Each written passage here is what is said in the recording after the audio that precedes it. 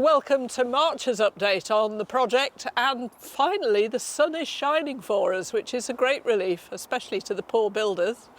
Here we are on our favourite quarry face. We've almost finished the wall there, which is great, and we're back to another bit of teeth sucking while we work out how to attach the roof of the new building to the quarry face.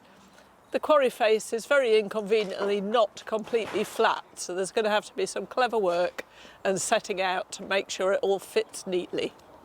And here we are at last inside the Training and Research Centre.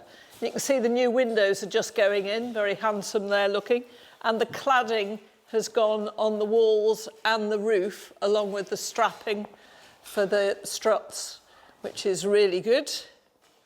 Here you can see the new doors that open out onto where we'll be able to park the quarry Hunslet. That still needs to be concreted, but the rail's in ready. And you can see on the floor, we've got a new slate floor.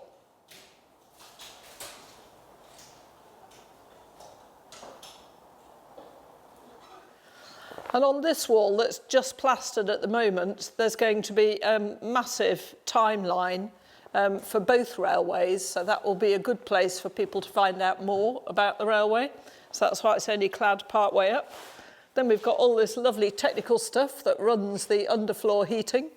That will be hidden in cupboards, you'll be glad to hear. And we'll actually have a set of shelves along the back here, which will be able to mount some exhibits from the railway's history. You can just see in this that the roof of the brass foundry has now been removed. That's so we can repair the roof timbers, and the slates will be replaced and put back on. We'll have to replace some of them, but mostly it'll just be the existing slates re-added. And finally, we're getting a new roof. There's a 17-metre steel beam gone up there on the ridge, which took us a while to get in and to have good enough weather.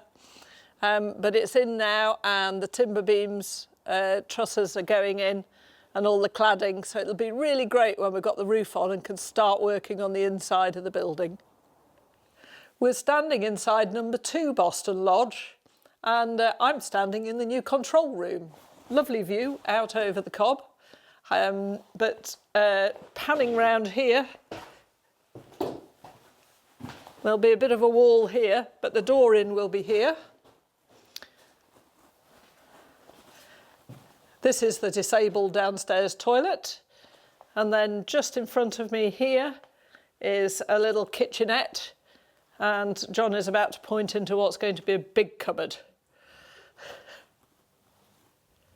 Here is our plumber's delight. It's amazing how much pipe work you need when you're using air source heat pumps as your main heating. I wish I understood what all the dials were for. And here we are upstairs with the partitions taken out.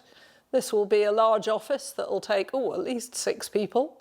And panning round at the other end of it, we've got a little meeting room as well.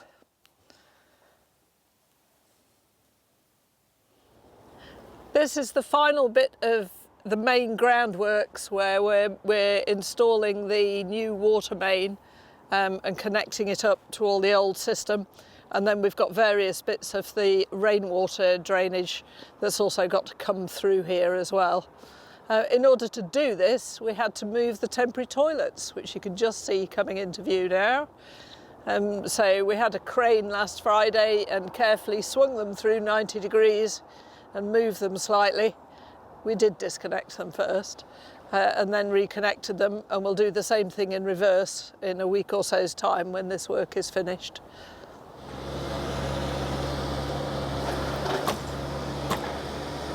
We're outside the small loco shed, and Ian is in the process of sorting out all the ducting and the mains water before we actually lay the tracks outside.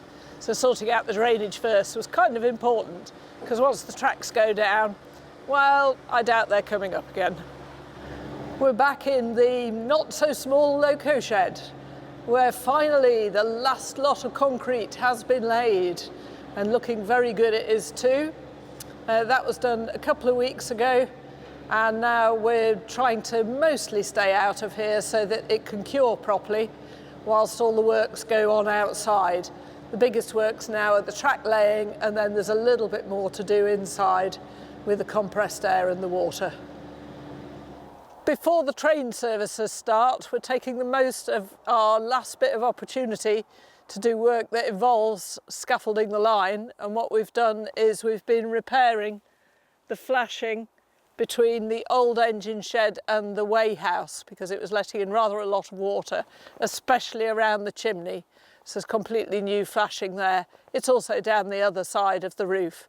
So that was a good piece of work to get snuck in before services start. It looks like nothing has happened here, but actually a lot has happened. We've finally finished the ducting coming along the controlled roadway and going round the corner here.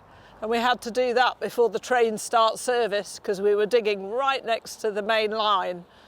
Really good to have that M25 of ducts now finished. So that's all for this month. See you again next month.